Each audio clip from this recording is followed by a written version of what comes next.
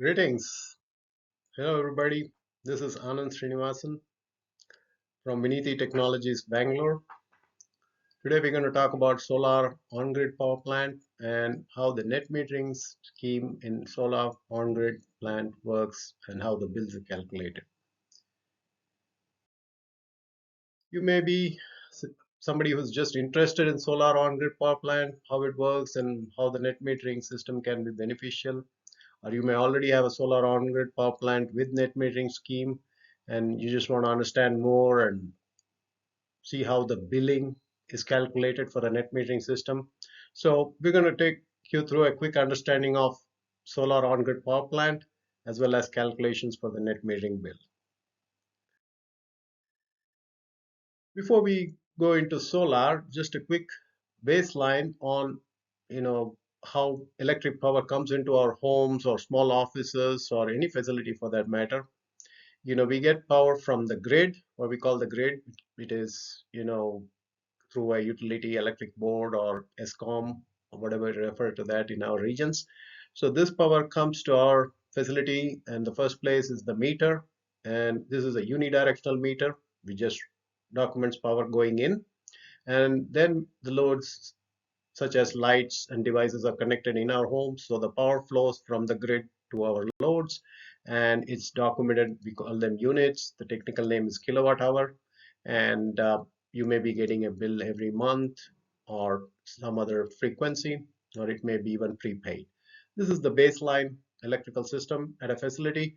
And when we install a solar on-grid power plant, the solar energy from the sun gets converted by the solar PV panels into direct current DC, goes to the first component, which is an inverter, and that converts it to AC, which is a usable power in most places, alternating current.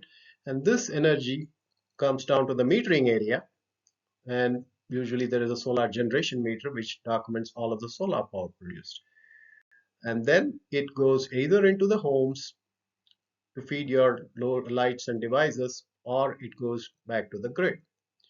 So for example, if we say 3 units got generated this hour from the solar plant, it's a small rooftop plant, and the 3 units got documented by the solar generation meter here.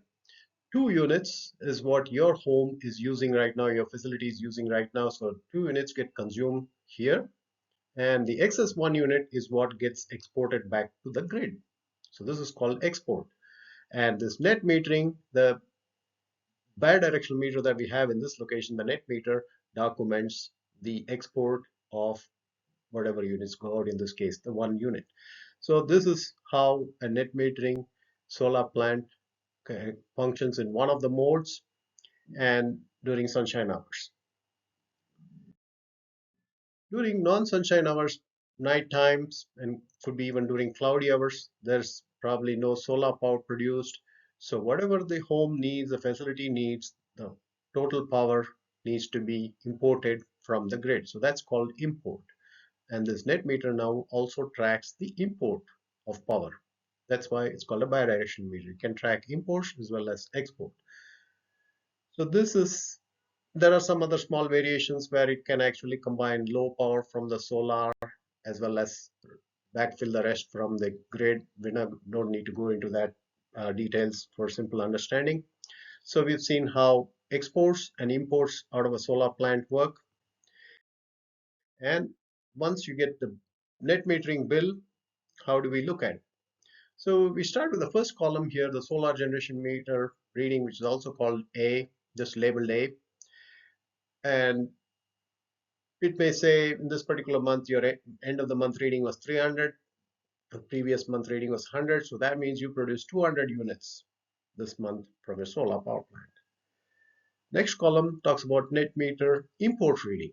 So in that, your end of the month was 250 and the previous month was 150. So you ended up importing a net of 250 minus 150 is 100. On the export side, your readings were 125 and 50. So for this month, you exported 75 units. Based on this, the utility or the electric board will bill you under a net metering scheme. It will say 100 minus 75 That's 25 units is what you consume net from them, and so the energy charges will be billed for this 25, right? So that's how the billing company, the electric billing company, will bill you. And there are some few other items that we will talk about in the next slide that they may add on to your bills. Now, this last column talks about power consumed by your home. So this particular one is calculated just for ease. I've given it here. Uh, Imports is the power, one set of power consumed. Other set of power is solar generation minus exports. So that's what we mean by B, which is this column here, plus A, which is this column here, minus C, the exports. So you have consumed 225 units, 100 plus 200 minus 75. So you have consumed 225 units. This is how you track your power consumption. Now, the reason these two columns are in different colors, there's some footnotes here, is solar generation meter readings. Usually you can get from the data logger. You may even track the solar generation meter itself, or even the ESCOM may track it in their monthly bills. These three columns are usually mentioned in the net metering bill, the green columns. And this last one is where generally it may not be specifically given in any either the data logger or your bills. This is something you need to calculate if you want to track your overall power consumption. You may be even interested, how was it before solar, and once I install solar, as my consumption goes up, any loads are being added and all that. So this is the base interpretation of a net metering bill. Some variations. We mentioned that the billable units in the previous table will be used for the energy charges, but there could be other charges such as fixed charges, surcharges, tax, which may be other line items on your monthly bill. If the case that your home exported more units than imported, previous case we saw you imported more units than export. Now, if you exported more units, then at the end of the month, the electric board or utility may give you some credit for these exported units based on the agreement that you signed during the installation. This may usually reduce the other charges unless it's quite high that you get a credit back to your account. There could be other variations of schemes for solar on-grid plants such as net billing, gross metering, or other schemes. Then the interpretations will be different than what we talk about here. So hope you have a better understanding of solar on-grid and net metering bill with this video. So if you need more information, you can visit our website or our blog spot, or listen to some of our solar podcasts, or just drop us a mail. So we look forward to hearing from you. Thank you.